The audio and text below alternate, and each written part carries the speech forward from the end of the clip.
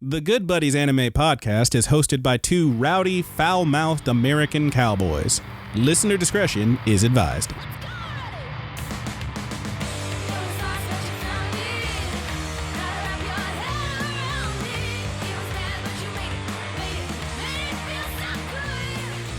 Hey, Good Buddies, what's up? And welcome to the Good Buddies Anime Show. I am your good buddy, Roger. And me, well, I'm your good buddy, Brandon. And oh my god, there's so many fucking animes. Hey, man. Tis the season, the time of the season where It's about that time. Welcome back, everybody, for our quadra-annual, once at the beginning of each season. We are breaking down and tier listing the new animes that are premiering this season. We don't do sequels, spin-offs, and reboots are okay. But we have a special way we do that, if you'll help me out here, Roger. Mm-hmm. Give me a little Welcome to the Good Buddies Mount Vibe Shack. Ah, beautiful. I want you to imagine a beautiful snowy mountain, if you will. What we do here is going off one episode, just getting the vibe. We are going to tier list these, and the very best of the best, where they go, Roger? They go on the tippity top. You damn right. The other ones, the ones that are, they're good, but they're not quite the best of the best. They're going to be... They're doing just fine. And then the ones that are, they're kind of drifting downwards a little bit. Cliffhangers. And then the absolute garbage, boo-boo stank trash. Where's it fall? The glacial chasm. And finally, there are those that didn't even make it to the mountain because what's worse, being bad or being boring? Those guys, they are... The snoozing at the lodgers. Indeed. You might notice your good buddy Roger has a little bit of he's got that sexy voice going, a little Barry White, because a little smoker voice, man. Little smoky. Yeah, I'm getting smoky. That's what we call him, Lil Smoky. It's my superpower work. Nobody wants to be around me. Yeah, he's the best. Yeah, he's got a touch of the goo, but I think the goo, well, now we're to the point where the goo's just all coming out. Okay. But I feel fine. Yeah. Pretty much. He's doing all right. He's got a little husky voice. My little lungs. Not your little lungs. In a great big world. Stupid ass.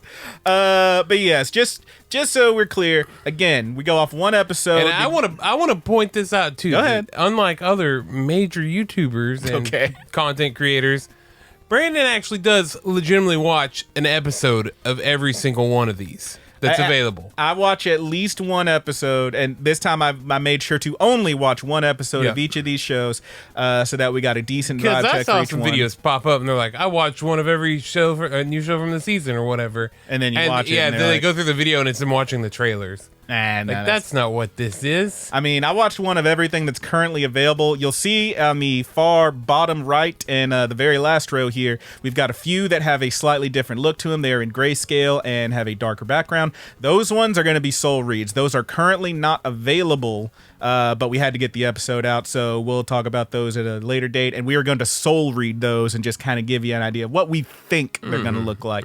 But everything else here, all the other 31 shows, I did watch exactly one episode of. We are going to tier list them. We are going to rank them. Couple things to denote, first of all, as I always say, my opinions are my own. If you disagree, that's fine. It's okay for that I am wrong, or it's okay that you are wrong. Just bask in the glory that each of us is wrong in our own ways. And you know what? That's what makes life worth living, is learning about other stuff and being different. But also, since it's my tier list, I'm correct, and you got to deal with that. Secondly, Roger did watch a few of these. He actually watched a couple episodes of a few of these. So he will chime in. And Roger, I'm not having any of your bullshit. If you disagree with me on where something should go, I'm going to split the difference on it. Okay. And that's where we're going to put it. We will round up. So let's say I have a cliffhanger. You say doing just fine. We're going to round it to a doing just fine. Don't put yourself into a box you don't want to get out of, man. The only thing I'm going to say, though, on that is that if I have one that's like a tippity top and you say cliffhanger, then it'll land in doing just fine, right in the middle. But if it's like halfway between two of them, we're going to round up. Okay. I think that's fair. Okay. Other things to note, as I said, we got some soul reads on here. There are a few shows that are not actually airing in the U.S. I do want to mention those real quick. One in particular. Those are... I may be missing some, but I know for sure Girls Band Cry, we're not getting on any major streaming service. Rinkai, we're not getting on any major streaming service.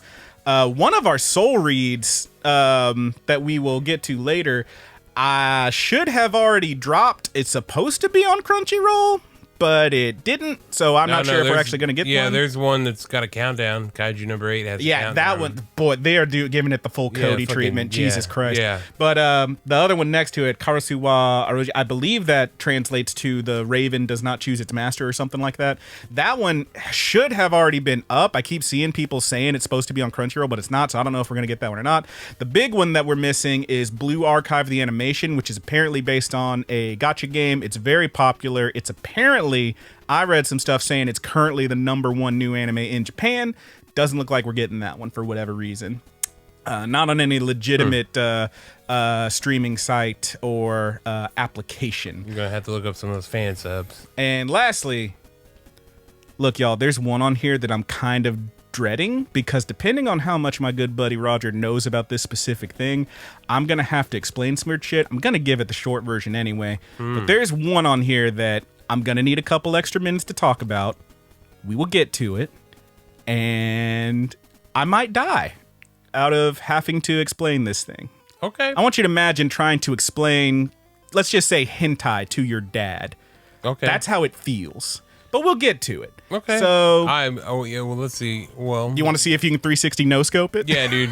All right. Yeah, man. Well, why don't you pick me one out and we'll go for it. Let's try Spice and Wolf. It's not that one, Damn but it. I do like Spice and Wolf. So here's the thing about Spice and Wolf is it is, of course, a reboot of a series from a few years ago. I never watched Spice and Wolf, the original. I think you've watched a little bit of it? Yeah, I have it around here somewhere. Yeah, dude. I have it on DVD. Looks pretty cool. Here's my notes. The first episode was very close. Yeah. Spice and Wolf. I didn't put the full title on there. Probably should have. Spice and Wolf, Merchant meets the Wise Wolf. Kraft Lawrence, which is a great name, but personally I would have gone with Nabisco Jones, is a traveling merchant. He witnesses the harvest festival at a small village meant to honor Hollow, the wise wolf, who was once worshipped for providing bounteous wheat harvest, but now is an excuse to party as no one actually believes the wolf is real.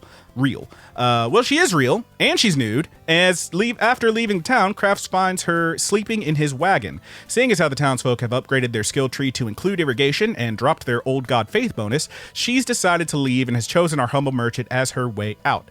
So I almost didn't cover this one because I thought it was a sequel. It is, in fact, a full-on reboot of the old 2008 series, which, again, I hold no familiarity with.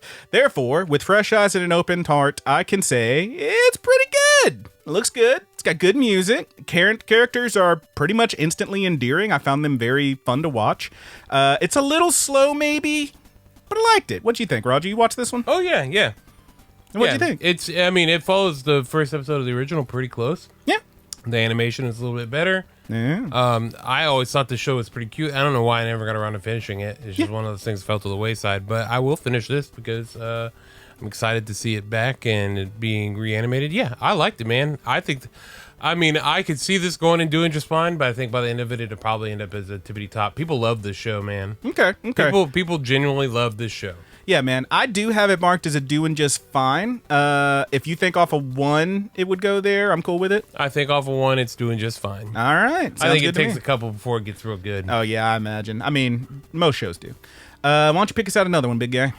Man, I want to keep trying to no-scope, but I don't want to hit a bunch that I've already watched. All right. All right, so we're going to talk about... You know what, Brandon? I want you to tell me about Bartender Glass of God. Bartender Glass of God. So...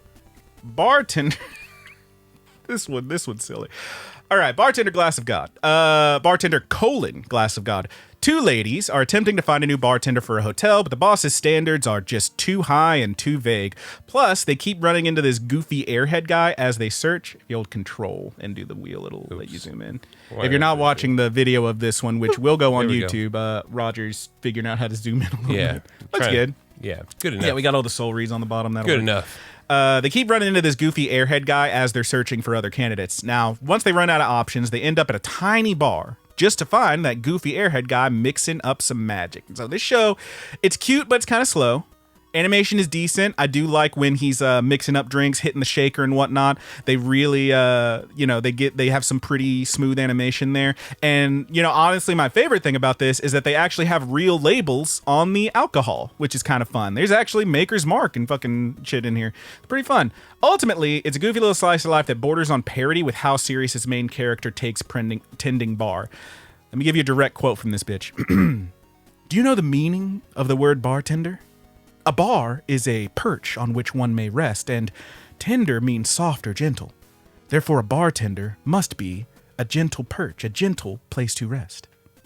Hey, shut the fuck up and mix up my old fashioned, you freak. I honestly... You fucking freak. I do like this show a lot, but it's a little slow. I'm going to keep watching it, but I am dropping it in snoozy. Okay. It's a little snoozy, but it's kind of cute. All right. I'll give it at least 2 more. It's a contender, though, to move up from snoozing. It is contender, yeah. What's next? All right. Let's talk about The Fable. God. The Fable. Got to find it in my notes. Sometimes it's hard to find the notes. All right. A professional killer. My notes on this one are kind of sparse, I'll be honest. A professional killer is told by his boss to take a break, so he and his assistant travel and talk, and nothing else really happens, just a lot of boring dialogue. That first bit is pretty action-packed, lots of violent deaths and whatnot, but God, the rest of it was pretty mind-numbing. I did not have a good time watching this one. It is also snoozing, but a much different kind of snoozing than Bartender Glass of God. All right. That's all I got to say about it. I mean, it really didn't do Okay. anything for me. I understand that this one is, I think, based on a pretty famous, story, but it did nothing for me in any animation. All right, I'm sorry. man. Well, there we go. Man, I hope you kill a lot of them like this. Maybe. Yeah, there's a lot, man. Sorry. The banished former hero lives as he pleases. Yeah. We keep getting, this is like a whole new subgenre with banished heroes and whatnot. All right. He lives as he pleases, Brandon. He does indeed. Fantasy setting where quote Must unquote be nice. Yes. Fantasy setting where heroes are shunned as death and pain tends to follow them. And while we don't know the circumstances, we see one hero die, apparently having achieved his goals.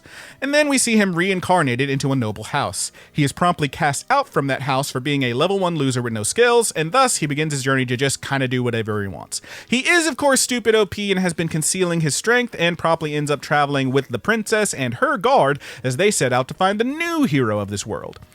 Animation is honestly a little bit subpar. It is trying to breathe some life into a quickly stalling subgenre of fantasy series, but I don't think it was really all that impressive after one. I got it in cliffhanger. It is not bad, but it just doesn't Hanging really on the cliff there. doesn't really clear the mark with anything.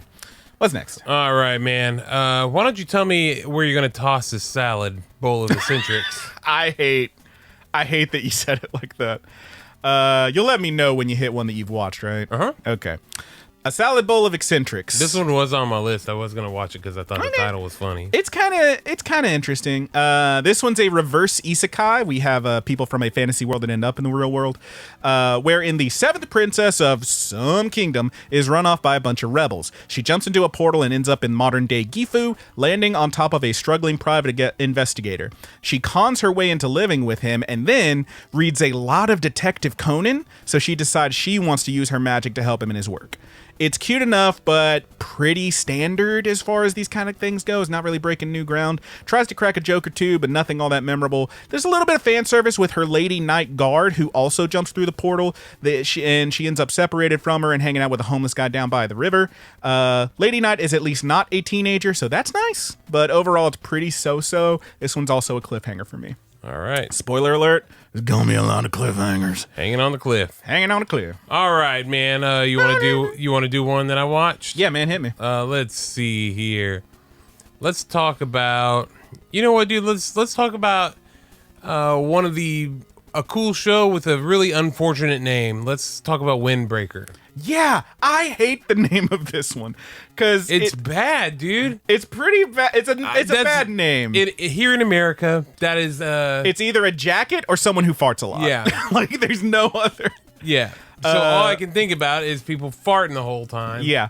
So first line of my notes. First of all, Dumb name.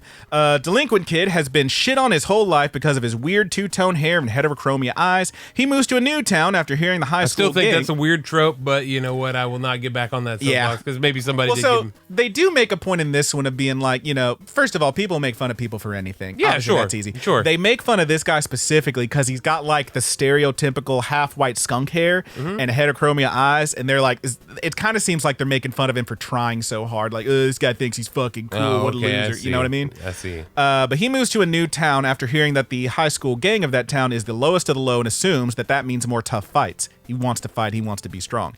To his shock, however, the gang is lauded by the town as they protect it from other gangs who roll through looking for trouble. And of course, our main guy's antisocial ass has to get used to being lauded rather than shunned. Really decent art, smooth animation in the fights. I really like the animation on this one. Yep. It's not exactly like, breaking new ground story-wise, but you could do a lot worse for like a, teenage fight show. What you think, man? I thought it was really good, man. I enjoyed the first episode. I only watched one episode. Only watched the one. Okay. I thought it was a lot of fun. I thought the animation was smooth. The fights were awesome. Yep. I liked, I liked the characters pretty much. I'm excited to learn about all these different delinquents. Yeah, they got some cool character designs. Yeah. It's pretty interesting. Yeah, man. I thought it was cool. Where do you think you drop it? I think, if at the very least it's top of doing just fine somewhere up there high, but I could see it being a tippity top. I could find myself really enjoying this one. I think I agree with you. I think it's a doing just fine. But if you want to move it up to tippity, I could do that. I'm not gonna put it above Spice and Wolf. Okay. These guys are gonna. I mean, they're pretty much on the same par. Okay, We're only one okay. episode in. I could see 2 episodes if it keeps up that pace on both of these. Spice and Wolf definitely, but they'd be moving up. All right, man. What's next? Dude, why don't you tell me about? I saw this one pop up yesterday, I think, but I didn't watch it. Viral Hit. Oh boy. Viral Hit is the story of a scrawny high school kid that is annoyed he shares a class with so many popular NewTubers who make so much money when he struggles at McDonald's, that's right baby, McDonald's is back, to pay for his ailing mother's hospital care. This man is very bitter. He is getting bullied a lot. And he's having a shitty Well, life. YouTube is hard, okay? It really is. That's the thing. That's one thing is like, he's like, oh, they didn't even do anything and they're making all this money. It's like, they do a lot, man. I mean, it's not, you can't just record shit and throw it up. Even though I Will Die by me and Corey had a very underrated Let's Play. Yeah, you damn right. Fucking check out their Summertime Sweetheart. That's like your most popular series, man. right? People do watch that one, so Yeah. that's nice. 2 Dudes, 1 Couch. It's Rapid Kick Media on YouTube. Check them out. Yes, he's trying to pay for his ailing mother's hospital care. Disgustingly, one of his bullies wants to start their own channel and use his hospitalized mom's bank account to do it. Cartoonishly, our guy has negative backbone and lets him. Fuck off. During a stream, however, they get into a real Looney Tunes ass fight. He is literally slapping him with the ramen he spilled. It's kind of funny. And they accidentally end up uploading that video. Now, the spineless MC is going to team up with the bully to make more bully fight content. It's dumb as hell, has that stiff kind of animation and weird, creepy laughing faces, you know what I'm talking about, that never really sit right with me. It's fine. I'm sure this has an audience. For me personally, I didn't really do it for me. It's a little too dumb. But honestly, I could see like Roger or someone else watching an episode of this and being like, yo, this is pretty funny. Okay, so It's maybe pretty I good. should give this one. I think you give it 1. I would drop it into cliffhanger personally. Okay. But I could definitely, it for sure has an audience, and I hope it finds it. It just doesn't happen to be me is all. Alrighty, What's Brandon. next? I want you to tell me if you watched Vampire Dormitory with your dad. I did not. Did you watch Vampire Dormitory? No, I did not, but I know what it's about a little bit. Okay, It's like a reverse harem. a little bit. Okay, so here's the thing. Do y'all know what Oron High School Host Club is? What if there was vampire? Yeah. Wow, that's pretty much it. Mito was orphaned at a young age and kicked out by his foster parents was orphaned at a young age and kicked out by their foster parents as soon as they were old enough to leave. Destitute and jobless, Mito wanders through town, passes out near an all-male cafe, breaking a vase, and runs off. Contemplating ending it all, however, this show is not free of suicidal ideation. However, one of the workers at the cafe, Ruka, happens to be a vampire and flies in and rescues Mito just as they're falling from the bridge, whisking them away and giving them a reason to live as this vampire's thrall. See, Mito has trouble... Sorry. not Mito. The vampire Ruka. Ruka has had trouble finding a human thrall as he has trouble talking to women, so a pretty boy like Mito is just what Dr. Acula ordered. Of course, if you've been paying attention, you know that this is basically Ouran High School Host Club vampire variant, and wouldn't you know it, Mito is in fact not a pretty boy, but a pretty lady. It has a little bit of retro charm. I watched this one with Haley, and she said it reminded her a lot of Vampire Knight, which I did not watch, but, you know, I do know of it.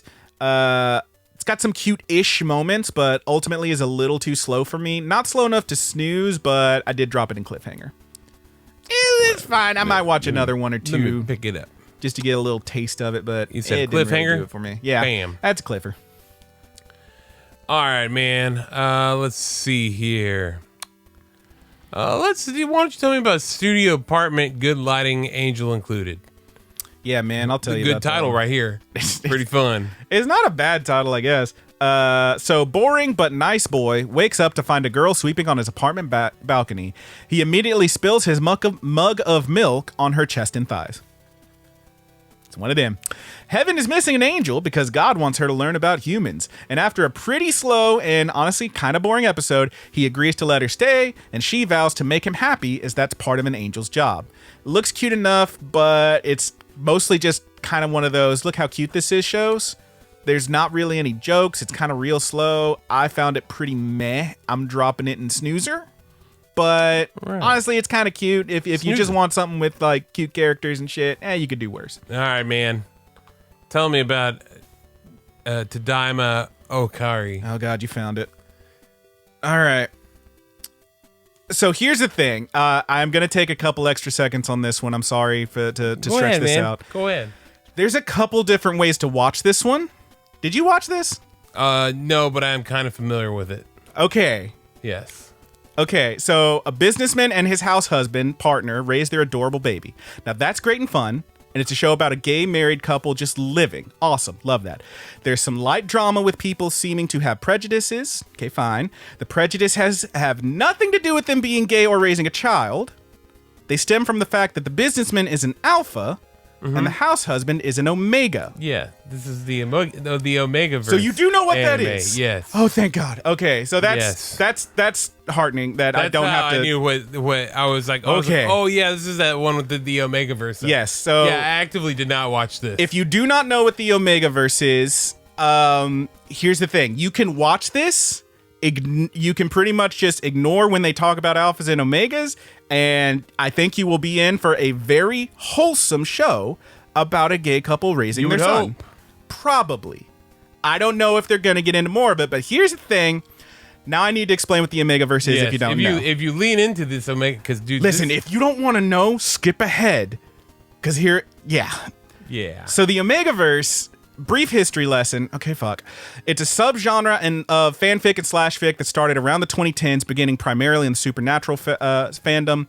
This is relevant because they got werewolves, and the whole alpha, beta, omega thing structure is basically wolf shit that has been scientifically disproven, but alpha wolf is the one in charge, beta wolves are the ones who follow, etc., that kind of thing. So this gained some traction and has the evolved. Omega Wolves is the one that you want to bonk. God. This gained some traction as a subgenre of fanfic and shit over the years, gaining particular popularity in Japan, where variations arose, such as prejudices between these different classes. Alphas hang with alphas, etc., etc. If you jump the fence, you get looked at funny, which is why there's a little bit of weird stuff in here. So if you just watch this, you would say, oh, that guy's an omega, that guy's an alpha. Are they going to explain what that is? If they don't, I don't know if they're gonna or not. They don't in the first episode. If they don't, then you would look at this and be like, well, the omega guy keeps talking about his medicine, having to go get his medicine, and he's got like a weird ring looking thing on the back of his neck. It's like a little circle on the back of his That's neck. a bite mark. Is that, well, you might say, oh, is that maybe he's a robot or an alien? Maybe that pops out in his USB. Maybe he needs, medicine in order to function on the earth. And I will now disillusion you of those assuasions. In fact, yes, that is a bite mark. He needs medicine because omegas produce pheromones that make them irresistible to alphas. And here's the whole breakdown. Alphas are what one who has perhaps a limited view of the world might say tend to have more masculine traits. They're bigger, stronger, faster. The real type A, real go-getters. The alpha in this show, in the relationship, is literally the boss of a big company. Betas, normal-ass people who could have some kind of proclivities one way or the other, but they're mostly just regular people.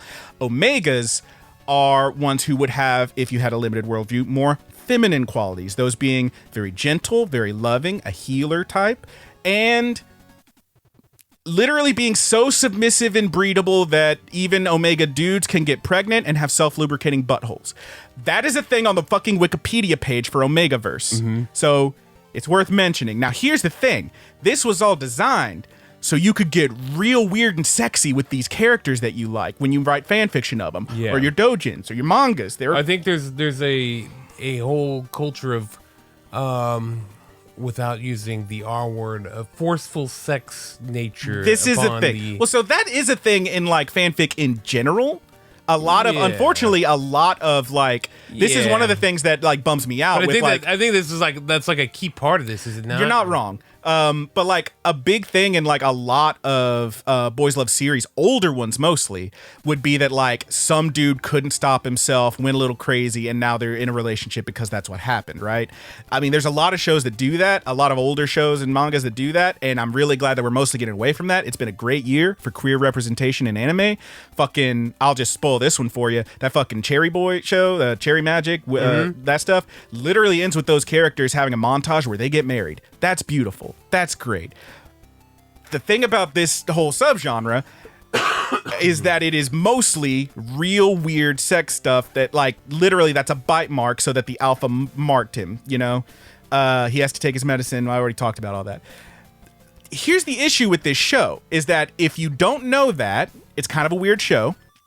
If you do know that, you might be waiting for that other shoe to drop where it gets weird, but I do believe this is just going to be a nice little wholesome show about this couple raising their kid.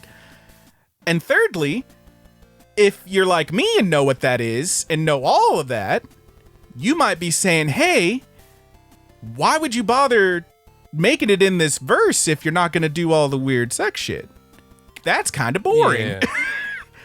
Which is why I have this one marked as a snoozer, because it's like, you didn't need to do that. I mean, I guess it's fine that you did, but it's kind of why? You know what I'm saying? Mm-hmm. Roger's looking something up. Yeah, here's some more on the Wikipedia. Oh, boy. Alphas are depicted as upper-class elites, while Omegas are the bottom tier and face discrimination and oppression because of their physiology, creating an example of biological determinism. Yeah. In darker stories, this results in non-consensual or dubious consensual intercourses. Yes. Forced pregnancies, and Omegas kidnapped in sexual slavery. To be clear, the whole Omega verse, the Alpha Omega and all that stuff, it is, if you really look at it, just an evolution. When did you find out about this, Brandon?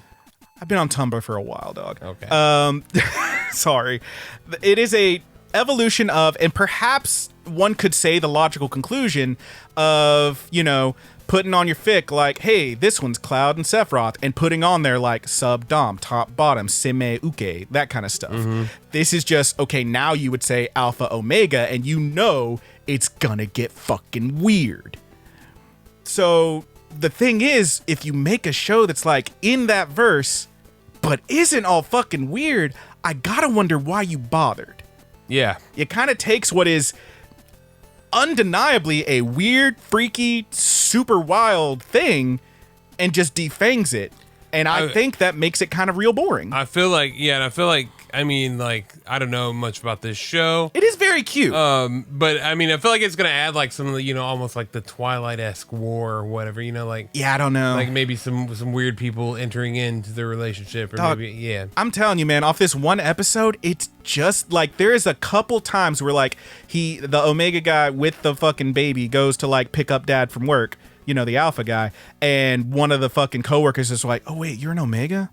Huh, that explains that. And it's like these tiny little microaggressions, you know? It's little stuff like that. That is the most they talk about it, really.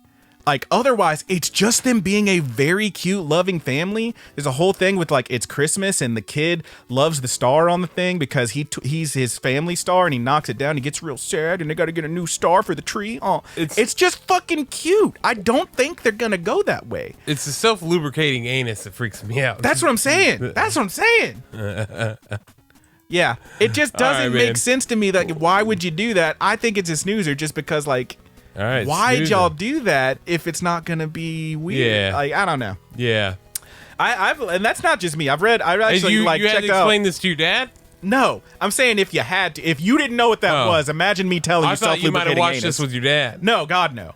No, my dad would not. I don't watch any anime with my dad. What would that have been like, Brandon? Very upsetting. He would have been like, "What is this gay shit?" Yeah. But what I'm saying is, like, I don't know. It's honestly a very cute show. It's just, and again, it's not just me that thinks that. I've read other reviews because I try to get second opinions on some of these where they were like, "Yo, this is Omegaverse. Why is it so boring?" And I'm like, okay. Well, there you go. We got through the weird one. Thank you. I'm glad I didn't have to just drop that on you, that you had some knowledge of it, man, that you knew about it. Because otherwise that would have been super fucking awkward. All right, man. Let's talk about, you want to talk about one I watched? Yeah, bring it, man. All right, dude, let's talk about Astronaut. You watched Astronaut? I did watch Astronaut. I kind of like it. Yeah. Starts with an intro that looks like it was made in the straight up 80s, featuring a space pilot evading a bunch of aliens and escaping to what appears to be Earth. We then meet Takumi, a normal guy who heads to the Astro Lounge for a job interview as a chef. He immediately love at first sights on Mira, the beautiful but clumsy proprietress, who is introduced to the residents, who are a group of weirdos and eccentrics who convince him to stay as they can't take Mira's cooking any longer. Charmingly retro character designs, I would say. There was a comment in there about the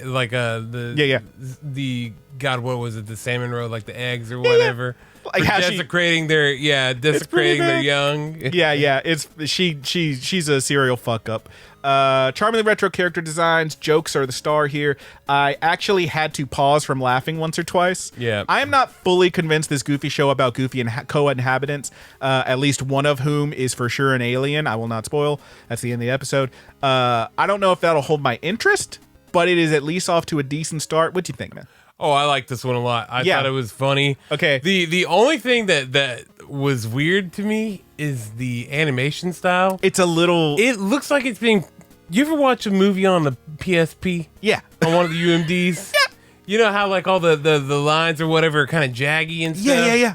It's got that. The coloring is amazing. Yeah. The designs are amazing. Why is the outline so jaggy? It's not the Megalobox scratchy. No. I kind of down rendered. I almost felt like that's what they were going for. Yeah, but. the very beginning intro, like very beginning, kind of felt like that's what they were going for. Yeah. Like where it's extra like old school kind of shit. Like literally you're watching these big spaceships just kind of slide across a background of space, and I was like, yo, this looks like it's straight out of the 80s. I clicked out and back in to see if it was my TV not rendering properly. It's just weird like that. It's just weird like that. I think that's part of its charm. Maybe. I do like the show though. Can I tell you, the businessman is my favorite. Oh yeah, dude. Dude's got a head, the fucking like a bum, goddamn dude. silo. This big cylinder head, and he like crawls across the table at one point. Is like blah blah blah, and just hits a juice box, and I'm like, this guy's awesome. Yeah.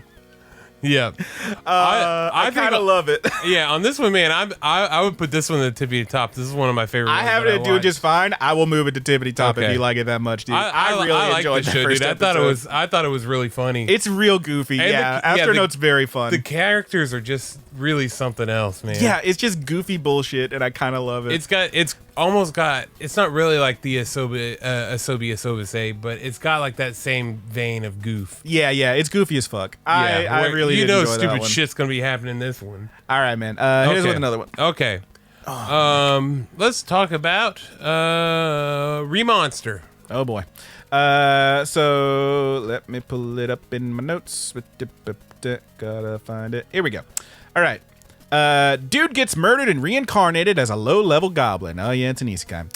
Now them little fuckers age quick, so he's a young adult within a few days and out hunting beasts and leveling up. Big deal here is that his original world was some kind of future cyberpunk war world with powers and whatnot, and he managed to keep his in the reincarnation. That being, anything he eats, he can gain new abilities from. So he eats a wolf, he gets like some kind of, speed ability or some shit. Right. So he gets OP real quick and starts evolving. Now, me and you, Roger, we have heard some pretty wild stuff about this one. It did come with a warning, let's say, from a friend of ours in the Discord, who kind of spoiled some like big story points for us, and it was like, woof, yeah, that sounds pretty bad. This first episode seems like it's trying to gloss over that, but I think it's either they're not going to do it, which I don't believe. I think it's one of these where like they're kind of giving you hints at like bad shit that's coming up. To wit, this guy smacks the shit out of another goblin with a stick to establish dominance in their relationship.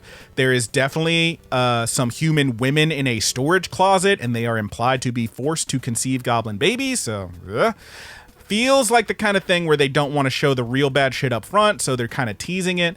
The vibe here is off, is what I'm saying. It's like, it's one of those where the teasers that they're giving you are for a very dark show. So I think it's going to end up getting there. Otherwise, I should point this out. We've seen a lot of shows like this, but this show, the source material for this one actually does predate some others like Berserk of Gluttony and Slimy Sakai, where you eat stuff and get powers. So at this point, we've seen it all already, even if it technically came first. The art is just okay. The intro introduces way too many characters to pay off in one season. Also, that intro is kind of trash because the logo lingers on for way too long on the screen, and it is dripping with what I think is meant to be drool, but looks like jizz. Okay. And the song is also straight up garbage, the intro song. It's a weird little rap that not only name drops the show, but features such lyrics as ding, ding, dong, like King Kong. What the fuck are you talking about, man? This is not doing it for me. That's like Gunther shit, dude. Yeah, it's not great. You touch my tra-la-la. My ding dong. You know what? I'll just say it. Someone in this show is going to get their tra-la-la touched. That sounds like it, man. Honestly, it's really mostly like the teaser of what's to come. I know I always go off one episode, but I am just too concerned with like what this one's setting up, so I am dropping it in the chasm. All right, man. That's a pretty easy chasm for me. Yeah. You know, at least Goblin Slayer, I know it rips the Band-Aid off right out the front, gives you a disclaimer. They at least front load it so you know what you're in for, and then it apparently gets a lot more. If they're trying to build into it here, I heard that one gets a lot more chill after that first episode too. So it does. It's like here it's almost like they're trying to lure you in with it being relatively normal, and that don't sit. That's a bad vibe. I'll just say it. Yeah. All right, man. Fear's the vibe killer. All right. Let's do. All right. You know what, dude? I want to knock out a couple of these with these big ass titles. All right, here we go. Two huge ones. So you might be shocked with some of these. Go ahead and read this bad boy off. I'm not even going to attempt it. All right. As a reincarnated aristocrat, I'll use my appraisal skill to rise in the world. Boy, oh boy, this one. So, first of all, I got to find it in my notes. This is not the easiest thing to do because. I can't spell. Come on. All right, here we go. As a reincarnated aristocrat, I'll use my appraisal skill to rise in the world. All right. So, office worker has a heart attack or something and wakes up as a noble baby in a fantasy world on a fantasy island, and he can see people's stats by looking at them. You know what's up. The big deal here is that one day he's going to end up ruling this fiefdom, and so he starts putting together a team of the highest statted folks around, starting with a brown guy that everyone seems to hate. Yep, that guy is a Malkin, which is a brown-skinned fantasy foreigner whose people were mostly brought to this fantasy island nation as slaves, and as such, fantasy racism rears its ugly head. Now, here's the thing. My question for this show is, you introduce that, and would this reincarnated noble kid care about this guy at all if he didn't have crazy high warlord stats? No, I don't think he would. But then it would be a very different show, I suppose. Animation is honestly pretty decent on this one. As far as generic as isekais go, this one is okay, I guess. It just don't sit well with me because, well, obvious reasons, I think. Yeah. But I didn't drop it in the chasm. I got it at probably the bottom of cliffhanger. Bottom of cliffhangers. Dang, dude. Probably the bottom of the cliffhangers. Okay. But, this is the thing, is like, it at least... the main character is at least clearly not cool with all the stuff that's happening to this guy. He really sticks up for him. That guy does end up dressing as a butler by the end of the episode, but he's at least like trying to help him, I guess. I don't know. I feel like we're getting into apologist territory, but it's a cliffhanger. Yeah, it's at least not bad enough to be a chasm, I think. But hey, again, these shows you gonna watch 2 more of this? probably not, but I'll put my money where my mouth is, and I will watch 2 more of it. And Okay, get back I'm to not it. asking you to do that. No. I think if I'm gonna like be this indecisive about the thing, then I probably should. All right, man. But that's what I'll do. What's Go next? ahead and read this bad boy off for me right Want me here. to get that one too? Okay. I was reincarnated as the 7th prince so I can take my time perfecting my magical ability. Okay. So this one's kind of rough too for a different reason. So Commoner Mage is killed by some nobles who let him know his low birth precludes him from ever possessing truly powerful magic. As it turns out, he agrees and is reincarnated as a noble baby.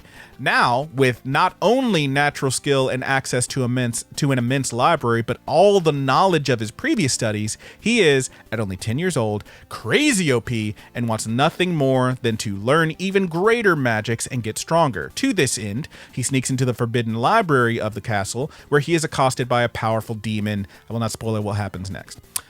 All right, so pretty generic fantasy series, but managed to be pretty funny. It's got some, well-timed jokes and cute blobby reaction faces. The show's honestly like pretty decently animated. In fact, here's the 2 big deals. One, the animation's kind of awesome, kind of real awesome. There's a mid-episode training fight scene that is simply goddamn superb. Swords and magic and breakneck speed that manages to be incredibly fast-paced and still easily comprehensible. I am not joking when I tell you that this goofy training sequence between him and his maid who's teaching him how to use a sword is so far the best fight scene of the fucking year. I'm not exaggerating when I say that. 2, a lot of fan service and not just the kind you're thinking of. I mentioned his big titty maid lady who's training him how to use the sword. I didn't say big titty, but she got big titty. My guy, in fact, has about a dozen big titty maids, and at one point they all share a bath with him because he's a kid, and they're like, whatever, and they're on. It's a little weird. These kids are getting luckier and luckier. Calm down. Here's the big thing, though, and this is like, here's the thing, and I feel like a lot of people, if you look at like how they react to this show, are about to show their ass, because you know me, I don't love when we have like lingering shots of the character's thighs and whatnot. It's always a schoolgirl with her, poking out from the shorts or the skirt with her knee-high socks all the way up to here, and they keep focusing on that thigh area. This kid is 10 years old. This kid is a little bit androgynous, and you get some lingering shots of this kid's thighs. Now, obviously, I'm not cool with that either, but I feel like there's going to be a lot of folks who are cool with that first thing and are shitting on it for this one, and you about to see a lot of folks showing their ass. But there is a decent amount of fan service with this young male character that is gonna skeeve some folks out. I'm not down with any of it, obviously, but I mean, I definitely am not. It's never like fully, disgusting with it, but it is one of those things where you know what they do. They put the like red fucking shiny marks on his legs and shit, and it's like, all right, show. Okay. If you can ignore that, decent show. This one is also at the bottom of cliffhangers. Okay. But like legit. Wait. Bottom of cliffhangers, before, which one? I'd probably put it over Aristocrat, maybe. Okay. It's pretty close. Okay. Legitimately though, I am a little upset that this show has such good animation. Like watch the first half of that first episode and you're gonna be like, what the fuck? Why does this look so good? It's nuts. Okay. What's next?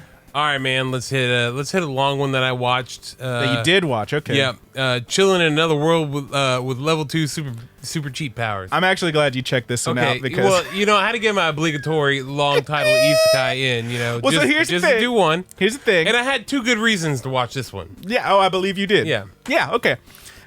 Dude in a fantasy world gets summoned into a different fantasy world in what I will heretofore refer to as Issa Slide.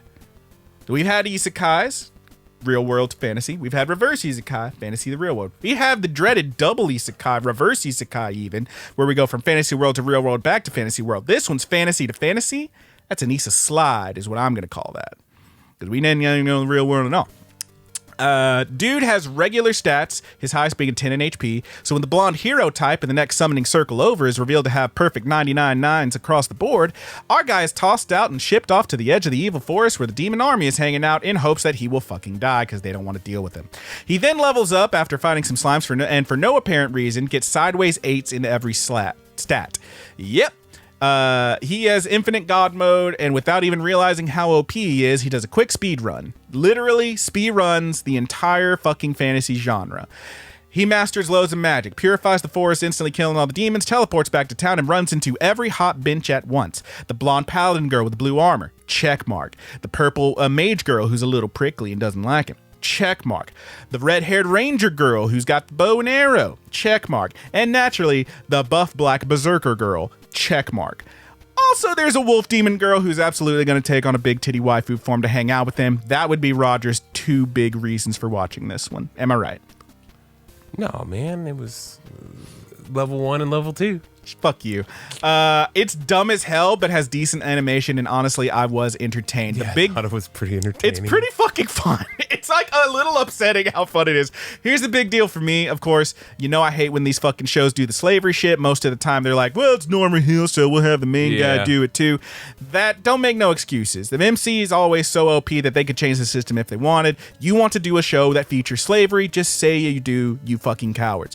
Our dude here, however, was looked down upon in his original world for standing up for demi-humans and other slave races. And so he is shocked and pleased to find that this new world appears to not have any of those issues. That's kind of nice. I'm probably going to watch some more of this. It's shockingly entertaining. It's kinda good, I'm a little pissed off about how fun it was. Yeah, this looks like a good old classic harem right here. Where would you drop it? I think this one's doing just fine. I think so too. I think it's a just fine. Yeah. I did enjoy it quite a bit. I was curious how you'd feel about that one. I kind of love it. Because here's the thing. They don't do like a crazy amount of fan service and all that stuff. And honestly, I'm down with a crazy amount of fan service. It's gotta be coming, dude. Probably. I'm usually, honestly, at this point, I'm kind of down for fan service as long as it's like not super exploitative and stuff, and like, you know, people getting shit thrust upon them they don't want. Wolf into a lady with no clothes on, guaranteed. Yes. This motherfucker, there's a bit where like for no real reason, he turns himself into a lady and then switches right back. And I'm like, now why'd y'all do that? Is this gonna come back in any meaningful way? Probably not. The show's shockingly decent. I'm shocked at how decent it was. So yeah, that one's doing just fine. I'm with it. What's next? All right, man. High speed etoile. Etoile? Etoile. Etoile. Etoile. It's French. You have to French, you have to say it like you're a dog with Etoile. peanut butter stuck to the roof of your mouth. Etoile. Say it like Gambit. Etoile. Gambit does not make TV dinners. He has a French speech, but he is Cajun. He's from the Bayou. Yeah, from dude. the Thieves. So High Speed Etoile. Future race car series. First episode is so boring. I literally started dozing off and had to wake up and rewind it. Not great CG. Shows a lot of characters, and I say shows a lot of characters because it doesn't really introduce them. It just kind of says, here they are, there they go. That's it. It's kind of a big pile of nothing with no soul, no life, and no episode 2 for me, which is kind of a bummer because obviously, like, we've had some really awesome like sports shows that feature like a primarily female cast. This ain't really one of them. I'm sorry. That's a snoozer. Probably the easiest snoozer here because I literally started snoozing, dog. It was rough. Top of the snoozing, man. Well, I guess, yeah, sure. It's a super snoozer, dog. Sorry, everybody. Okay. Brandon, why don't you tell me about Unnamed Memory? Unnamed Memory. This is another one that I was a little shocked I enjoyed as much. Never stop. We could fall apart, and I'd be your memory. This fucking guy. Prince Oscar has been cursed by the Witch of Silence to never bear an heir to the throne. And so he seeks out the Witch of the Azure Moon, who lives in a big ice tower, in hopes of having the curse broken. Now, I'm just going to kind of skip to the end here because he goes through this tower. There's a lot of challenges. They kind of show like how cool and badass of a guy this is. But he gets to the top and she reveals that the curse the witch put on him is technically a blessing, because what it does, and that's what makes it so much harder to break, is that technically it's not cursing him, it's protecting any unborn child he would have with incredibly powerful magics. And as such, it makes it so that a normal woman wouldn't be able to bear his child. You would have to find a very powerful woman, who a very strong lady who could actually handle such heavy magic inside of her growing. To which he responds, "Hey, witchy woman, you pretty strong. You want to get married?" Decent art, pretty likable characters, capital F fantasy. Yeah, I kind of liked it. I think it's doing just fine. So yeah, we'll see how that one plays out, but It's doing just fine. it's kind of cute. It's kind of cute.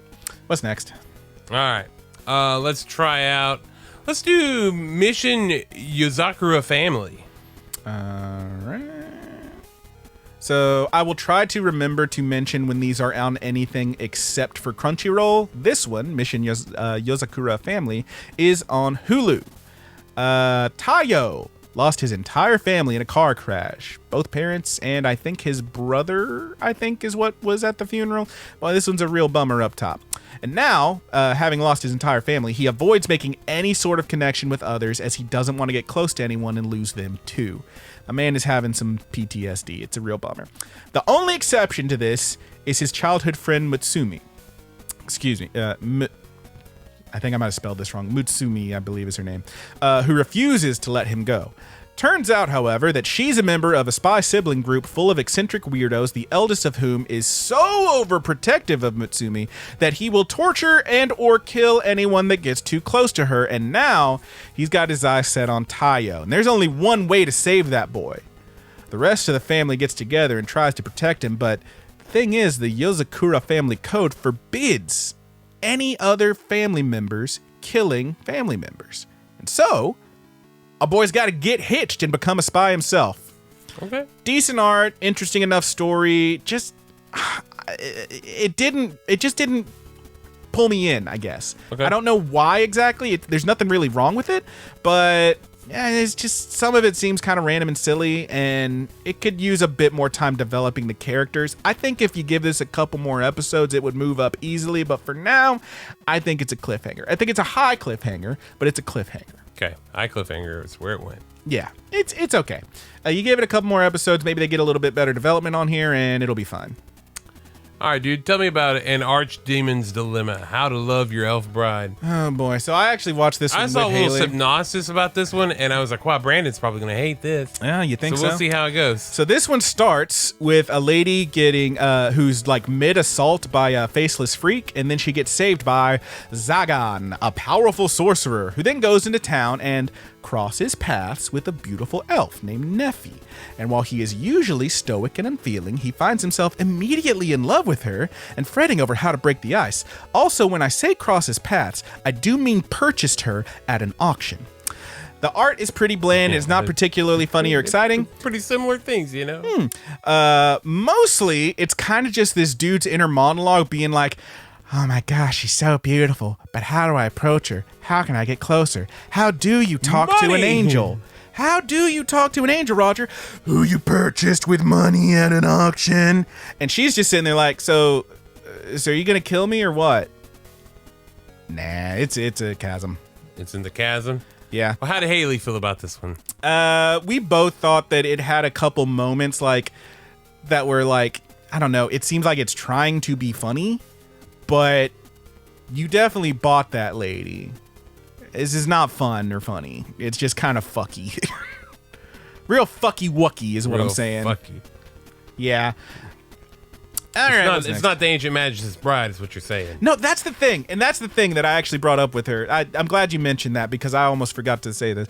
It is like, I was talking to her about it. I was like, this is very similar to Ancient Magus' Bride. The difference there, and we don't know how Neffy the elf got into that situation. Bless you, Roger. Bless you. You need some water, sir. big boy? No, I got some, man. You got Thank some water. Okay. We don't know how she got into that situation. The thing about Ancient Magus' Bride is that we know that Chisei has been dealing with some PTSD. She's incredibly depressed. She literally puts herself in that auction because she wants it proven to her that she's worth something. That someone would see any amount of value in her. That's how fucking sad she is. And she happens to luck out and end up with a dude who does in fact seem to legitimately care for her and needs someone to help him learn about being more human and shit. Yeah. And that's why that show fucking works. This dude's just like, wow, she pretty. She make my pee-pee hard. I'm gonna pay a bunch of money for her. Come on, man. Like, I don't know. It's not great. Okay, I think I already put it in the chasm. Thank you, sir. There you go. What's next? Let's talk about Tonbo. Tanbo! I just yelled into the mic a little bit. I probably spiked the audio. You'll have to get man. that. Sorry, guys. Sorry, everybody. I'll normalize it. It'll be fine. Sorry, headphones wearers. Tonbo. This one's on Amazon. I put that in my notes. Got to remember. Wow, Amazon's finally got some original anime. Yeah, can you be, they actually. I think this might be the only one. Yeah, Hulu's got like 3 or 4. I think we'll get to. High Dive had what, 2? Or a couple. one? High Dive had a couple, and there's one. They of the had soul one that I reads. wanted to watch. I haven't watched yet. Yeah, one of the soul reads is on High Dive. We'll Okay. get to that. Tonbo with an exclamation point. You might also see it as Oi Tonbo, which I think maybe was the name of the manga. Igaiga is a down on his luck man who moves to a small town for a new job. Also, his name is not Igaiga, but everyone calls him that, so he just goes with it. The titular Tonbo, say that 5 times fast, is a middle schooler and the oldest kid on the island. Once they get to high school age, they all ship off to the mainland to go to high school. But last and oldest kid on the island. There are younger kids, but Tonbo's the eldest, who shows Igaiga around and eventually leads him to a seaside golf course made by the locals. Tonbo is actually shockingly good at golf, and Igaiga appears to have been like a pro golfer, so it's going to be like a bonding thing. It's going to be one of those like one of the Barakamons or something. It looks like it's going to be one of those surrogate dad shows, not unlike Hinamatsuri or Barakamon. Yes. Yeah. I'm guessing. I never actually saw Barakamon, but I know you did. Literally, same thing. Gets shipped off to an island, but he's like a calligrapher or something, right? Yeah. Cute. It's cute. It's a little bit slow. Decent animation. The character designs are fairly retro. It kind of reminds me of MF Ghost in that way, where I'm looking at this. I'm like, these character designs look like they're from like 15, 20 years ago, but the animation is a little smoother than that. Kind of like when we were sitting in there watching X-Men 97. Cool retro character designs, but like really smooth animation. It's a fun little dichotomy that I think works for a lot of shows. This one included. So it's a little bit slow and boring, so I don't want to put in snoozing though, because I think there is some value here. It is a cliffhanger, only because it's a little slow, not because there's anything wrong with it. And this is one of those weird little calls that I make, and it's my call, so I made it. Yeah, man. The title of this is very close to what my grandfather used to call my brother. Tombo? Yeah, Tombo. Tombo Sneezer, the asshole greaser. What the? I don't know what it means, but I got some guesses, but I can guess what that last bit. That's what he said. My entire childhood, I heard him singing Tombo Sneezer, the asshole greaser. That's what he called old Tommy. Yeah. Old. Wait, is Tommy doing the poo poo? No, that's Steven. No, that's Steven. That's right. Yeah. I get your brothers mixed up. Yeah, Tombo Sneezer. You'll never forget that now, though. No, I won't. Thank you, sir. Tombo Sneezer, the asshole greaser. And then he'd say something about bopping his baloney. Would he do that? Nah, that was my dad. That was your dad, Yeah. right? All right, what's next? Okay. Let's see. Let's talk about the one that I wanted to check out that I believe is on High Dive. Jellyfish Can't Swim in the Night. Jellyfish Can't Swim in the Night. Mahiro is an aimless high school student who was once a promising artist as a child, but gave up after some of her quote-unquote friends made fun of a big mural that she had made. Granted, they did not know it was hers, but still a bit rude. She has a run-in with Nanaka, a former idol who now sings anonymously online, and as it turns out, was inspired to perform by the very mural that Mahiro created before. We gonna collab or what? The vibes of this show are so goddamn solid. It feels a little bit like Call of the Night with these city streets that feel very real and alive and vibrant. Feels a little bit like your boy Kong Ming. Oh, buddy. With some really great musical scenes. The animation is really fucking good. There's a little bit of fan service at the beginning, but the story of these two girls pulling each other out of their slumps and into the spotlight, I found very wonderful, and this might be my favorite premiere of the season. It's a tippity top. All right, tippity top. I really Carol enjoyed Tuesday-esque. this one. A little bit, yeah. And it seems like they're gonna kind of end up pulling some more girls into this little like artist collective they're creating. This one does the art, this one does the music. Someone else, I don't know. They're gonna make beats or some shit. I don't know. But like, there's a great bit in here Which one's where the asshole greaser? I guess we'll find out.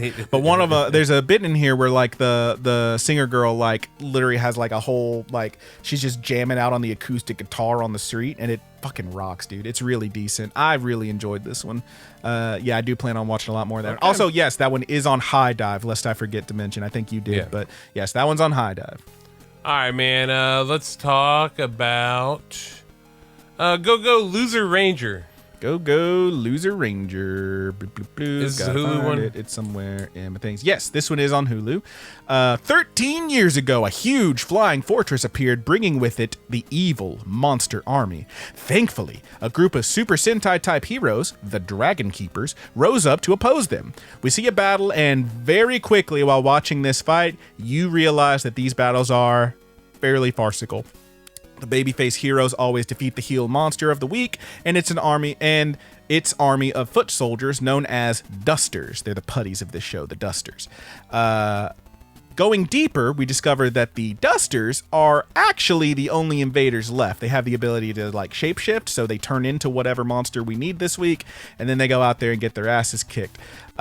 See, the heroes actually wiped out all the leaders of the monster group within a year, and now they use those nearly immortal cannon fodder boys to keep new baddies coming so that they can save the day and sell some t-shirts. One Duster, however, is a bit sick of this cycle and devises a plan to take out the heroes by infiltrating them.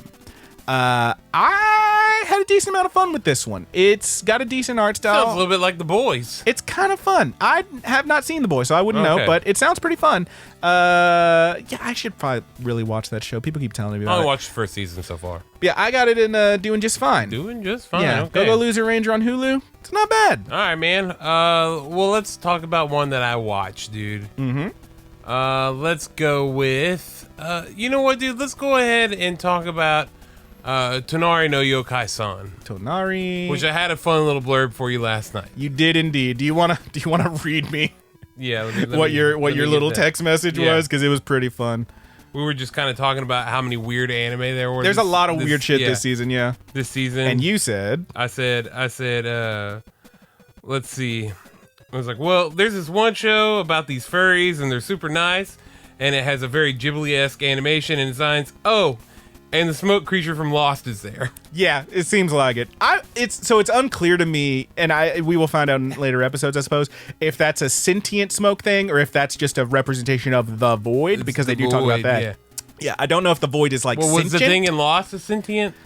I didn't watch fucking Lost. Yeah. Come on. Anyway, in what appears to be a small mountain town in modern Japan, the gods live among the people, and sometimes spirits manifest within or without mortal beings as ayakashi and yokai. To wit, one of the first things we see is a family whose normal-ass house cat just turned into a Nikomata.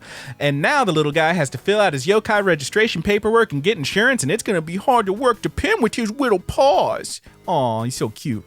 The show is very cute, very slice of lifey, as you said, Ghibli-esque animation, filled with friendly spirits as well as some beautiful animation and engaging characters. And that would honestly be enough for me to rate it pretty high. But then right at the end, as you pointed out, it teases that something may be lurking just beyond the veil Yeah, of what something we're a little shown. darker, yeah. It's And getting a maybe little one of the dark. kids and knows. maybe Moo. someone knows a little more about it than they're letting on, and that maybe there's something a little more sinister than those friendly spirits that we know. And that, honestly, kind of pushed it all the way up for me. What do Yeah. you think, man? Oh, yeah, I think this one's a tippity top, dude. Yeah, I think that's an easy. I think it's very interesting. I'm really into Tonari no Yokai-san. Yeah, I think it's going to be cool. I love the characters. I love the designs. You know, designs are very them cool. furries got to be loving this show. That kitty cat's so cute. I love the little kitty cat. Whenever the lady turned into the fox, Yeah, or yeah, whatever, yeah, like, yeah. yeah, I know what's happening. Yeah, here, yeah, but, yeah. But overall, I mean, it's great. The character designs are good. I'm really excited to see where this one goes. Yeah, that kitty cat's going on the fucking YouTube thumbnail for not sure. my favorite one of the season, though. Not your favorite. Yeah, yeah, Have I we have- we hit your favorite or no? No, I have not talked about it yet. Okay, well I think I have a guess then. But go on. Okay. Let's talk about Grandpa and Grandma turn young again. I did want to check this one out, but I didn't get a chance to. Grandpa and Grandma turn young again. A married couple in around their 90s or so who run an apple orchard find a golden apple on one of their trees and wake up the next day aged down to around their mid-20s. From there, it's a cute show filled with moment-to-moment comedy skits, to them explaining how they de-age to their kids and grandkids, to them playing croquet with their old friends, and everyone being super attracted to their younger selves, especially Grandpa. Goddamn, everyone wants to fuck Grandpa. Even his granddaughter does not want to fuck him, but says, hey, Grandpa, can you pose like the guy from this band I like? I want to sit next to Grandpa. Hey, Grandpa, what that mouth do? She doesn't actually say that. I made that last one up. What that baby do? Nope, made that one up. Ultimately, it's cute, has some decent jokes, but it lacks any real conflict or stakes in what's happening. It's one of those where, like, the joke is, what if these young people acted like old people? There's not a lot of meat on that it's bone. Me. Wow. There's just not a whole lot of meat on that bone. As such, I wonder if it'll be enough to hold most viewers' interest. Time will tell. This is another one that I am dropping into cliffhanger, not because it's bad, but because it's just not much to it. Nothing really wrong with it. But I assume that it's above these. I mean, it's above those. Okay. We kind of play it loosey-goosey with where we drop them, but yeah. Well, I feel like you made it pretty clear that these guys go here. Yeah, those ones are dangerously close to slipping into the chasm. Yeah, I'm with that. All right, what you got? All right, man. Let's see. Why don't you tell me about? I haven't watched this one yet. I really want to. I have Disney Plus. My friend let me get on his Disney Plus. So Okay. Thank you, Josh. And it looks like I might be able to be a Hulu watch this on here. So I've been waiting for this to drop on Netflix for weeks now, and it turns out it was fucking Hulu. Turns out. Sandland, the series. Sandland, the series. This is one that literally, I'm pretty sure you can go back episodes and hear me talk about it beyond YouTube. Yes, we talked at the end of the year, one of our end of the years. We talked about a couple episodes ago. We were talking about with obviously the sad passing of Mr. Toriyama. Yeah. We talked about Sandland a couple years ago on one of our year's end ones. We were talking about what are you looking forward to this coming year, and you were like, "Oh, Sandland," and I was like, "Sandland? What's Sandland? I've never heard of Sandland." And then it took like a whole extra year and a half for it to finally drop. But Sandland, it's on Hulu. It is on Hulu and or Disney Plus, I guess, since they're. I couldn't get it to load up right though, so I don't know. Yeah, we'll see. The world has become arid and water is scarce. While the king hoards water and sells it at a premium, a small village suffers, prompting the local sheriff to seek out the demon tribe to form an alliance and seek the legendary spring in the vast desert. Art looks pretty decent. It does have some of those, jittery CG styles, but honestly, it looks pretty decent. It's one of the better CG series, I would say. Characters are engaging. The goofy jokes and gags pretty much always land.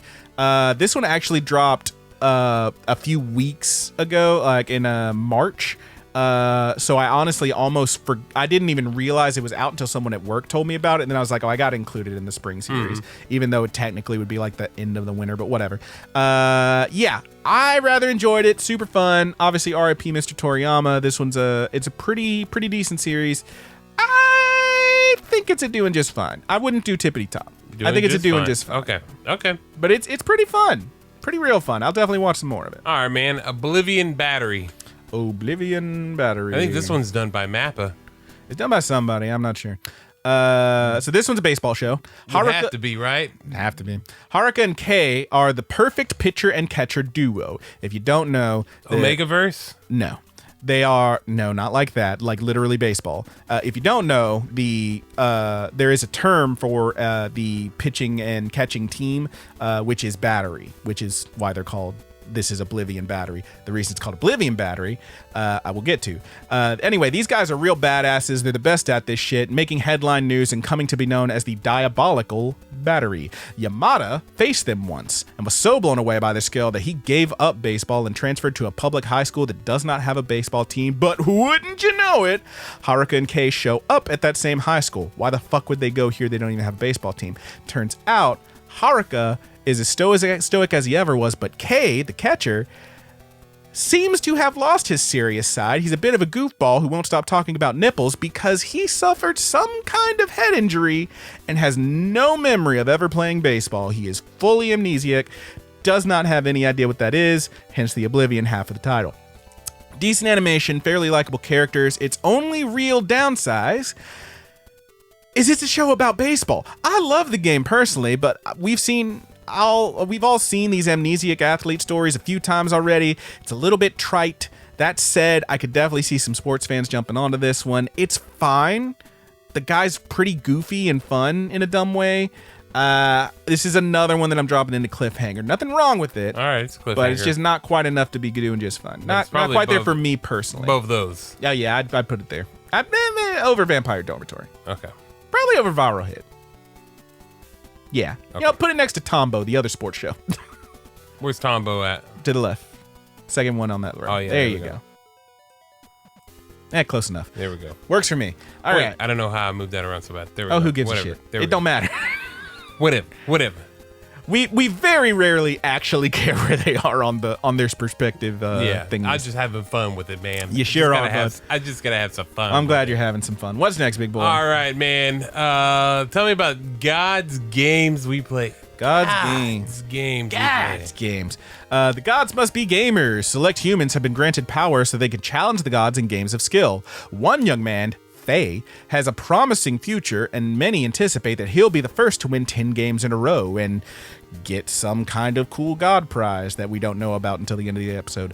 First, however, he is paired up with a beautiful former god who his handlers hope can provide information about the gods and their ways. In fact, though, she just wants to play more games and return to the land of the gods. Art is a bit below average. I gotta tell you, it's not super great.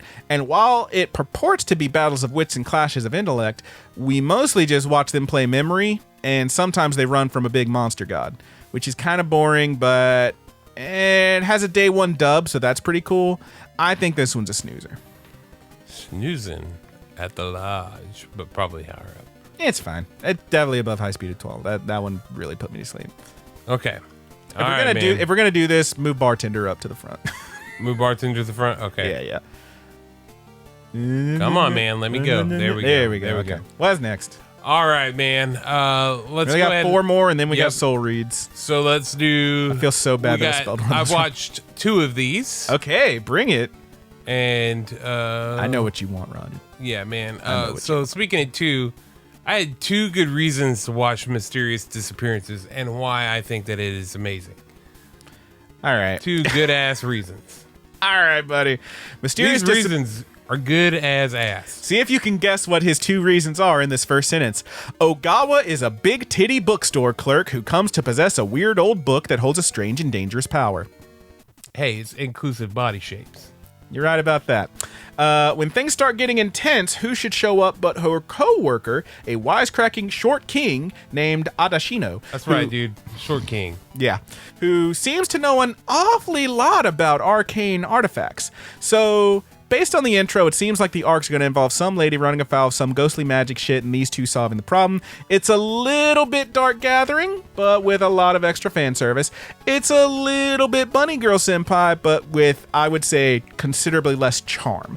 If this dropped around Halloween, I would probably fuck with it a little bit more, but as it stands, personally, I had it at cliffhanger. Sounds like you liked it a bit more. Oh yeah, Greg. man. It's at the very least to me, it's doing just fine. Then you can drop it and doing just fine. We'll round up. Okay. I'm with that. I'm fine with that. You know, but we'll put it at the bottom of doing just fine. Even though I really did like this show. I thought it was It's pretty not fun. bad. It's just, I thought the character designs were good too. I don't know. Adashino Not seems even like just that. not even just the huge boobs. The dude seems like kind of that Even though I did insufferable love her design. smartass that I couldn't deal with. You know what I mean? I don't know, man. I'm Like, kind of he excited to knows see, it. and it gives some good intrigue or whatever with the noose A at the end or little whatever. bit, a little bit. I don't know, man. I thought this was pretty cool. Okay. We'll watch a couple more and see how Okay. it goes. I thought it was pretty cool, man. I'm gonna watch more of it. Fair. All right, dude. Tell me about A Condition Called Love, which I condition. feel about the 2 good reasons in Mysterious Disappearances. He's in love with them titties. High school student Hotaru Hinase has never felt love or had any desire for romance, but after a chance encounter with the dreamiest boy in school after his very public breakup, he decides he's gonna ask Hotaru out. Now, Hotaru's maybe aromantic and maybe just never experienced so much as a crush, but eventually decides to give it a try. Seems like the kind of high school romance shit that I would absolutely fucking flip for, but the whole thing felt very bloodless to me. The dude is very forward and doesn't seem to have much personality other than I will change myself to suit you on a whim. And the girl tries to let him down easy, but he just keeps pushing. I don't know. I just don't buy it personally. Their little meet cute was like nothing. It was kind of like just they met each other, very brief, and then he just like imprinted on her and decided this is the girl for me. And it's just not believable to me. It didn't really work. I thought this one was kind of slow. I dropped it in snoozer. Snoozing. Again, it sounds like the kind of shit I would fucking be really into, but wait, not for me. We're talking about Above? Yeah, fine. Okay. Above High Speed Etoile. Yeah. Okay, man. Well, go ahead. We'll talk about the other one that I watched. Train to the End of the World. All right, man, this one kind of kicks ass. So, the world's first 7G network just got launched, and it has apparently broken space-time and warped the world. It probably also causes COVID-2 and turns the frogs gay. The distances between cities and towns are exponentially stretched, and strange happenings sweep the weird. populace. It's so fucking strange. I kind of love it. In one small town where humans turn into animals shortly after turning 21, a group of young girls set on a journey by rail to find their friend who disappeared just before the 7G incident. It is weird as all fuck. It is very funny and occasionally adorable. I am honestly not sure if it's legit as awesome as I feel like it is, but it is really goddamn entertaining. Yeah. It's real fucking entertaining. Yeah. So where would you drop it, man? You think it's a tippity? I would say this is tippity top. I love this show. I did already watch the second episode too. Yeah. But off the first, I was like, oh, there's another one. Immediate. It was immediate. Off the first, I think it was probably my highest, doing just fine. But I am totally fine rounding this up to a tippity. I love the characters of the show, and like the animation is so. It's really decent. Fucking good. It's really fucking decent. Yeah, also, I love that weird little old man who turns into a younger guy. It's weird. The show's so weird. They talk about it more in the second episode, and it's pretty good. Okay, well, I will definitely watch more after we finish the tier list.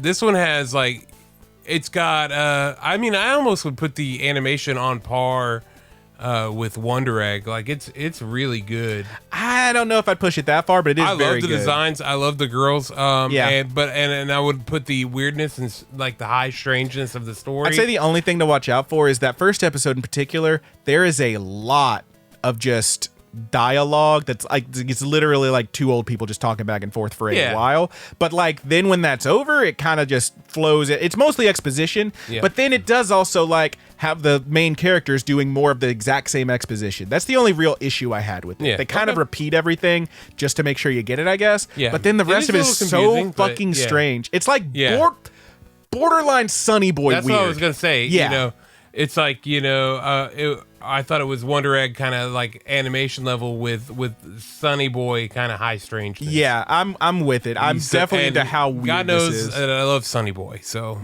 I think you dropped it somewhere. Come on, where'd you go? There it is. It's in cliffhangers. Hanging on the cliff. 1, 2, 3, 4. There it is. There you are. There you are. No, Boom. no. You put that one up in the tippy top where it belongs. Okay, that's a good ass show. Yep. I liked it a lot. All right, man, that leaves us with the mini sides of voice actor radio. This one's kind of fun. So, a high school voice actress takes a job after getting into an argument with another student over a different voice actress. Upon arriving at the job, she is shocked to find that she will be working with that very same voice actress she was arguing about, who happens to be the student she was arguing with. Interesting. From there, it's the two of them trying to get to know each other and work together. Looks fine, sounds great. The characters are very likable. I particularly enjoyed our side characters. We have a producer who shows up and is like, yeah, I basically came up with this idea overnight. I'm a fucking genius. And then we have the writer who shows up with giant bags under her eyes because she actually did all the work. It's pretty fun. I like this one. I think it's doing just fine. It's very cute. Doing just fine. Very cute show. And that is going to do it for our main list. We now, do you want to read off the list first, or you want to do these soul reads? Yeah, so soul reads, I mean, up in any number of hours is Kaiju number 8. Yeah. Then there's Karasu wa Aruji wo Irabani? I believe that, so that is how I kept seeing it listed, like on, you know, the upcoming shows and stuff. Karasu is crow, I think. It was translated as the raven does not pick its master or something like that.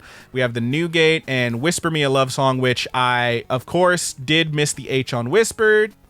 Yeah. Drag me. I can't even make fun of it. It's too hard. Well, go ahead and pick us one, and we'll just... Did you watch the trailers for any of these? Yes, I did. Okay. Yep. So which one do you want to soul read first? I think the first soul read, I'm gonna toss you up Whisper Me a Love Song. All right. That one is on High Dive. Which I thought looked like Given, but girls. Yeah, kind of. And you know I'm into that shit.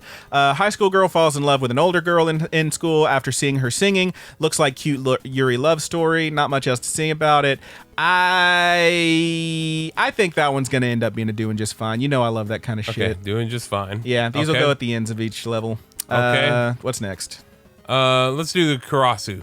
All right. So this one apparently is supposed to be streamed by Crunchyroll, but it should have gone up like almost a week ago now. Looks like some kind of monks living in the mountains. There's giant birds. I'm not really sure what's up with that one. I'm not sure what's going on there. Unclear if this one's going to stream at all or what, but it looks okay. The animation looks okay. Big birds and shit. I don't know. Where do you think that one's going to fall? I think Reed. I think it's gonna be. I feel like it's gonna be a cliffhanger. Yeah, I was gonna type into Crunchyroll real quick to see if it made any progress. Not that I've noticed. But yeah, I think that's fair. I think it would end up being a cliffhanger as well. Crossy, let's try it. No, he's trying to find it. Or Raven. Try Raven. I mean, I looked up Raven the other night, and all it gave me was like Raven of the Inner Palace and shit like that. So yeah, I'm not sure when that one's going up. Interesting. Well, so it's kind of weird because I don't know when. Oh god dang it! Mysterious Disappearances went up. It had to have been recently because I was looking for this shit. Oh yeah, yeah, I was looking for it. I guess I don't know at what point you watched it. I want to say a couple days ago. I want to say like Wednesday. Was it before or after I said something? It was before you said anything. Yeah. Okay. I had pretty much watched everything before you texted me. About so maybe it was Wednesday or so that it dropped. Yeah, because whenever I started watching stuff, I could not find this shit. And I typed in Mysterious and the Japanese name into Crunchyroll, and it was not popping up. Yeah, that one had to drop. It seems like there's been some weird stuff with scheduling on these ones, but yeah, I think Kurosawa Aruji wa Erabanai is going to be a cliffhanger. That's we're soul reading it. Obviously, these are all. This is all us just bullshitting around because we have no idea. We're guessing on the one episode. Okay, let's just say New Gate's a glacial chasm for fun. Okay, New Gate, put it in the chasm. Dude is the best at a VR game that turned into a death game at some point. After beating what appears to be the final boss, he logs out only to wake up in the game world for real, and so many 100 years after the events of the game. I'm just gonna assume it's trash. It's probably not. It's probably gonna be pretty cool, but we'll find out when it finally drops. Well, and Kaiju number 8. Kaiju 8 is getting the full fucking Cody treatment. We have a countdown. Currently, right now, as we speak, 12 hours, 39 minutes, and 15 seconds at that mark. We will see. This is the Crunchyroll advertising the hell out of this one. Toho Animation, so it's going to be pretty good. Big monsters, Kaiju Defense Force. Big dude seems sad about something, and then some Kaiju bug thing jams itself down his throat, and he becomes this weird humanoid Kaiju, presumably to fight other Kaijus. That's adrenaline that's in his soul. Yes, something Cody Rhodes. I will say that on the trailer, between the grunge rock soundtrack and some really goofy visual gags, it's given a little bit of Fooly Cooly vibes. I don't know if it'll stick with those. Unclear if it can live up to that. I really doubt it, but it'll probably be fine. You want to drop a tippity top? I think it's a tippity top. Fuck it, it's a tippity top. We're soul reading this one in a tippity top. Yeah, man. It's like when Cody came back 3 WrestleManias ago or whatever. Yeah. We knew he was going to the tippity top. You knew it. And he finished his story. Can you believe it? Yeah, he finished it. Damn, crazy. I can believe it, dude. I would have been shocked if he did not. I kind of thought they might keep it on Roman just to beat Hogan's fucking record. That'd be so goddamn funny. All right, but yes, that's our list. We did it, folks. Let's give them a quick rundown. Snoozing at the lodge. These ones are boring, not necessarily bad, but kind of boring. Some of them are bad. Bartender, Glass of God, Gom's Games We Play, A Condition Called Love, High Speed Etoile, The Fable, Studio Apartment, Good Lighting, Angel Included, and Todaima Okairi. Something. Glacial Chasm. These are the actual trash. Remonster, An Archdemon's Dilemma, How to Love Your Elf Bride, and we are soul reading. Do not take the soul read seriously. The New Gate. Cliffhangers. These ones are a little bit better than that, but, Tonbo, Oblivion Battery, Mission, Yozakura Family, The Banished Former Hero Lives As He Pleases, A Salad Bowl of Eccentrics, Viral Hit, Vampire Dormitory, Grandpa and Grandma Turn Young Again, I Was Reincarnated as Seven Prince so I can take my time perfecting my magical ability. As a reincarnated aristocrat, I'll use my Braille skill to rise in the world, and Karasu wa Aruji wo Erabanai.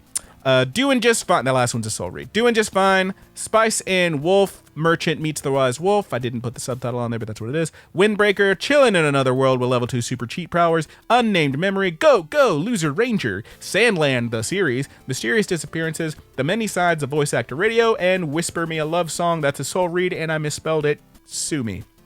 And at the tip of the top, baby, all the way up. Cream of the crop. Yeah, the cream rises to the top.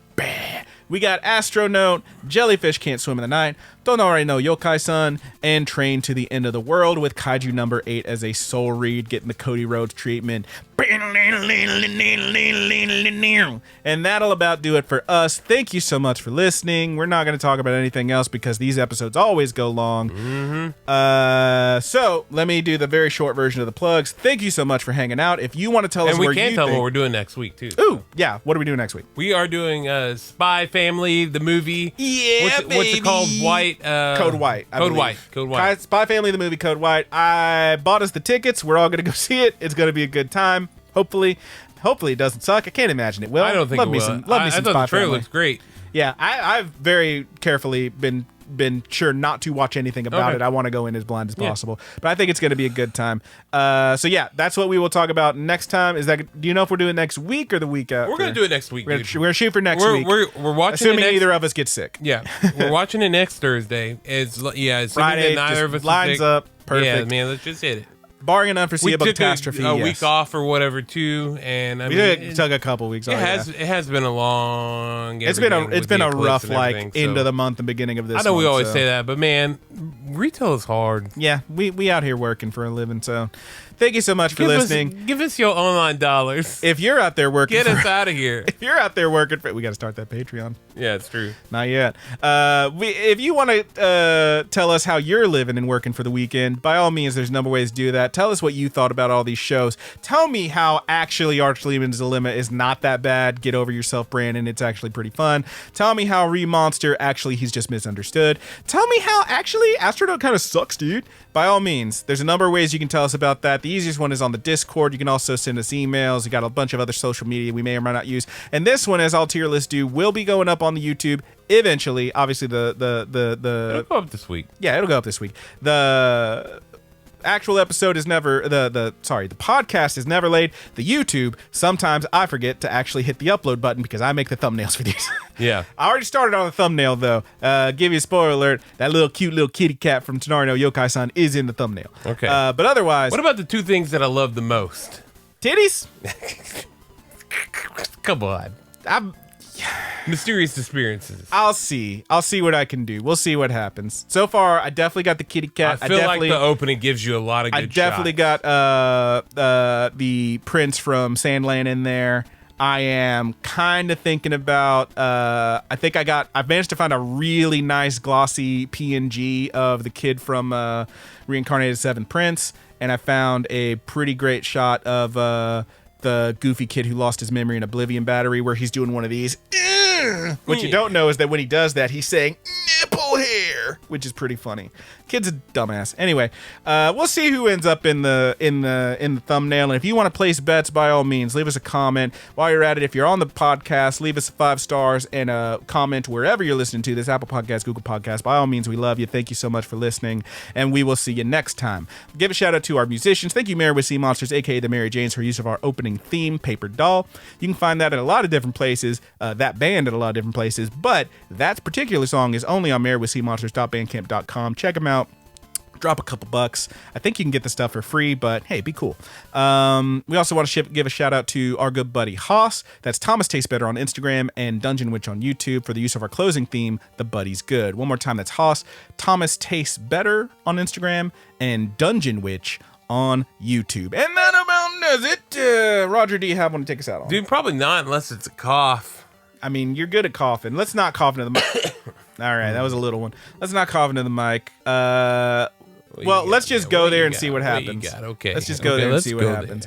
So, from all of us here at the Good Buddies Anime Universe, I am your good buddy Brandon. I am your good buddy Roger. And my good buddy Roger.